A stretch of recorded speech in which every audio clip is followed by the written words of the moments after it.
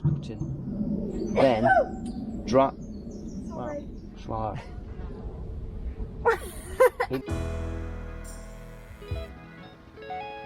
Ayup Woodlanders.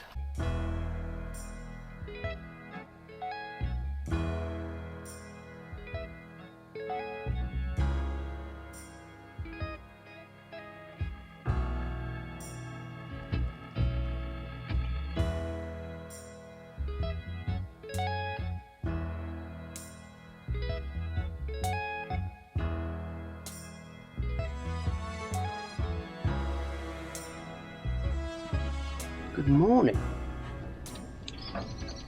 Beautiful summer's day today. Yesterday was another topping of the field day, and as usual, when I'm on that job, it went wrong again. So this time, albeit it's not a new problem, the Xanon flail, you probably can't even see it, can you? There's a bearing just there. The bearing works its way out and eventually works its way out completely out of the casting.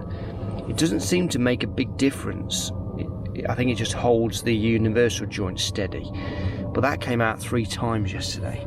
And then right at the end of the run, just as I'm finishing off, the carburettor gives me trouble. Do you want a blackberry? Yeah, go on then. Don't throw it, thanks. They're really good. Wow, that's still a bit purple. Sorry. It's going to be zingy. Wow, swallow. Eat my blackberry. It takes your breath away. So it was chuffing out black smoke out the exhaust, and it wouldn't run properly, and it kept sort of revving up and then revving down. So I think we've got a carburettor problem. Thankfully, it was at the end of the day rather than at the start of the day. Today we have Ellie Ray with me. Hi. And Bella is with us. And the plan is to get this unloaded, get 1 or 2 things out of the van unloaded, then drive back home, pick up the tractor, drive back, do a load of timber extraction and possibly a little bit of cross-cutting. Then Sorry. Then drive back on the tractor, drop that off, come back in the van, pick Ellie Ray up. It's all very logistical today because I've got no one else to look after Ellie Ray. She wants to be at the woodland, which is better than sitting at home all day. Time is of the essence this morning.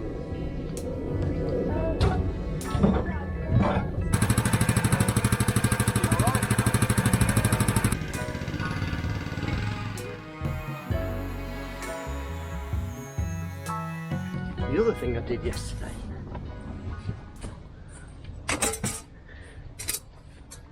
was on the Xanon. It's got this is like a front deflector guard, so as you're mowing, the grass kind of goes underneath there, down towards the blades, and I thought, oh, I'm going to take that off.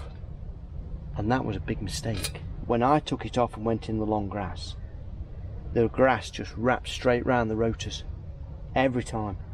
So that's going back on. I mean, I can't believe how bent it is already. So that was another trial and error, really. Right, let's go and get the tractor. Okay, we will crack on. Got our DIY timber trailer, drag that out.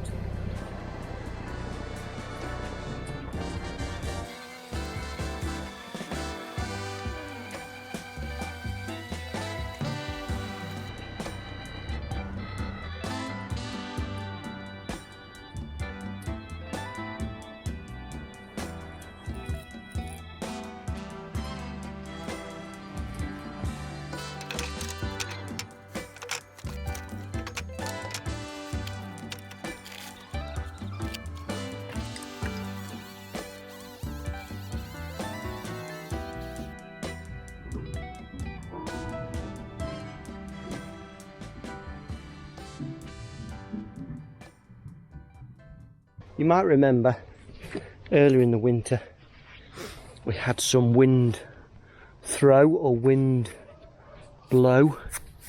That one snapped, and then That one there had snapped, and then there's a whole load in that area down there.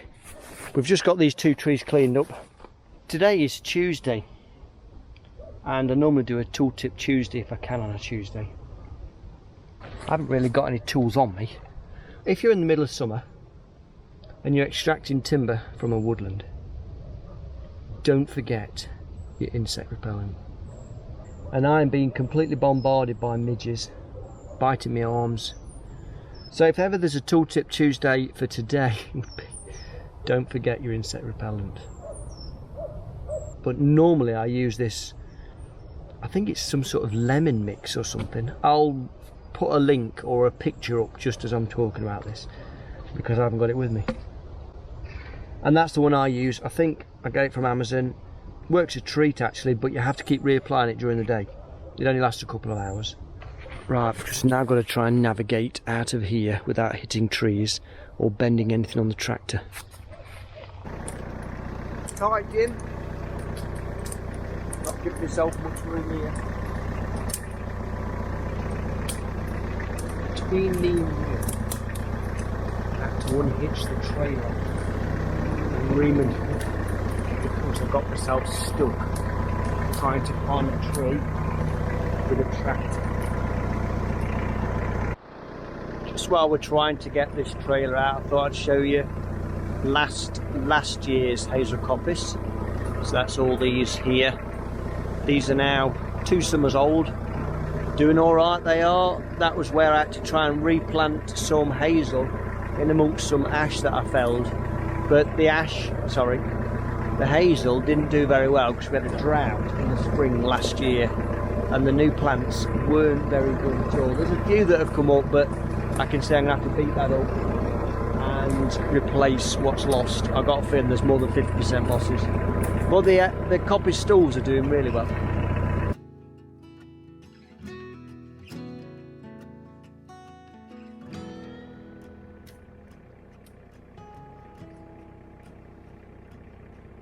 Oh, I ain't gonna live like this no more. Most of my life been waging war.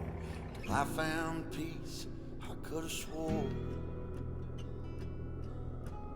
What she did shook me to the core. And I ain't gonna live like that no.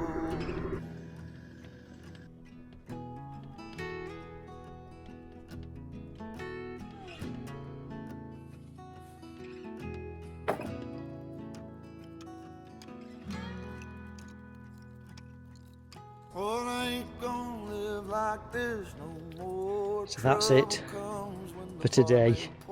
I've done, I think, 4 trailers full, one of which was that little bit of charcoal wood there.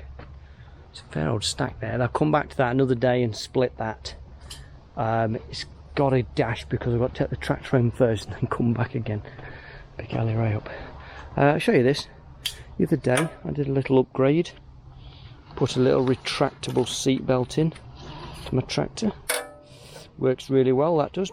Before it was like a floppy thing that was always in the way with sitting on it.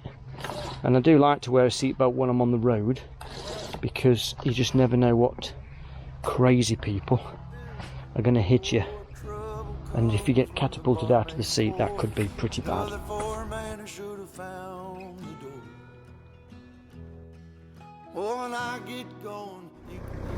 Good morning. Off we go again. Try and get as much extracted as I physically can today. And it's all very weather dependent, because I can't extract when it's soaking wet. And we've had a dry spell for about a week, and the ground's quite dry, so it's just a great opportunity to get the extraction done. Not got Ellie Ray with me today. She's at home today. Logistically, doing 2 journeys eats into the productivity just a little bit too much. Anyway, she was happy to stay at home today. She wants to come up the woods because she wants to eat blackberries, which I can't say I blame her. I've done a few videos in the past about my love-hate relationship with blackberries. I love blackberries, one of my favourite top fruits. However, about 5 months ago. All of this was green. Now I'm just falling over it everywhere. I've come a cropper twice this morning already. This stack, you couldn't even see in. For that reason, I'm going to be changing the way I harvest my own timber and timings. So currently, I tend to do all of my own cutting after I've cut my own coppice, and that's fair enough. It tends to be late February, early March. However, this year, because I'm doing more of my own thinning work and actually cutting more timber out now, then I think the plan is to cut that out in September. And the reason for that is I can get in and do bramble bashing September, and then that means I can get around the site easier. Excuse me a minute while I'm struggling around my own. And doing it in September means that before hopefully the rains come, I can get the timber felled, cross-cut, extracted, and all at the top end ready for cross-cutting when I need to. A few other alternative options which I've tried in the past, but I really need a better trailer setup, and that is to use my log splitter to leave the logs where they fall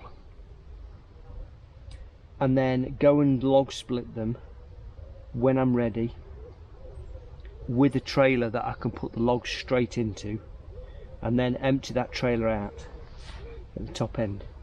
It feels a little bit like double angling, but maybe no more so than extracting timber from this pile, putting it on the top pile, and then doing it then. There's some more pine in there somewhere. There is, I can see some stacks there. And I've got to try and get that out now. It's balmy really, the amount of bramble we get. And it's because I coppiced this area, predominantly this bit here really was coppiced, which has come back quite nice. Bearing in mind it's only towards the 3rd week in July, so this has come back from nothing. So we're now at about, guesswork, just over 4 foot high. It's about up to my chin, that is, probably 5 foot high already, and we've got the rest of July and early August of growth yet, so that's doing really well.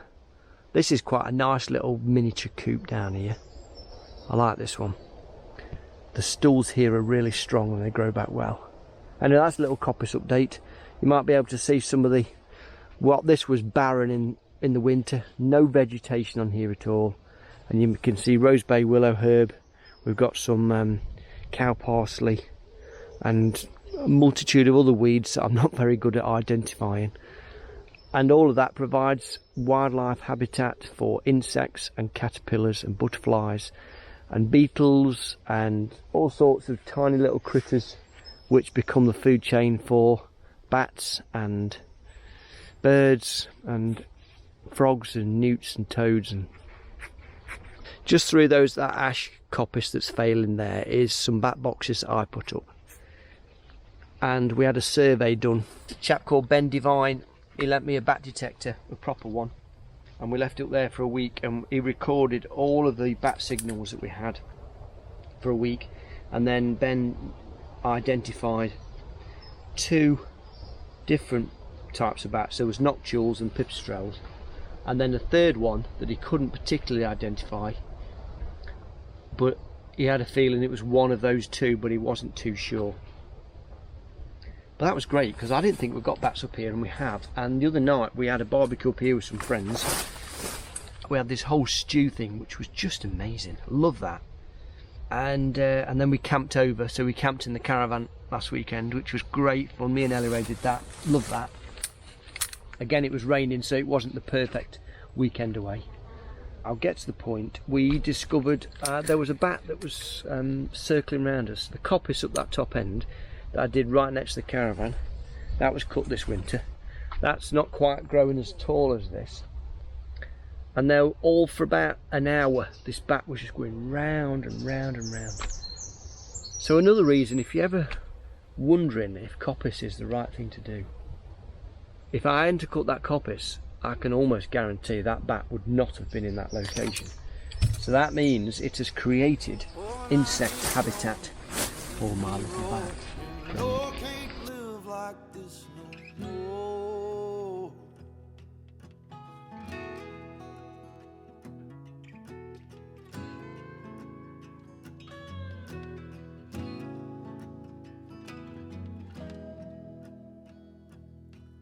Oh, I ain't gonna live like this no more. Hurting as bad as the years before. Living in a lie I can't. All I had to All in a day's work, we've managed to get a pretty good stack. There's even one, you'll see that at the back as well, a small stack. And I've also got another trailer full there. I thought I'd leave that there, we'll cross cut that one, add it to that pile, and then we'll split into this one just here. That ought to fill that, and whatever excess we get, I'll pop it straight in the RBCs. We've hooked up the log splitter, we'll take that home with us.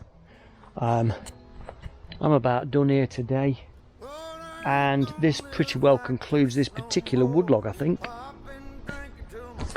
So thanks for watching this little episode. I'm off on my holidays. Chances are I'll be back by the time I get to put this video out. But if you're able to, do yourself a little bit of timber extraction. Get ready for winter again. And I'll see you in the next one.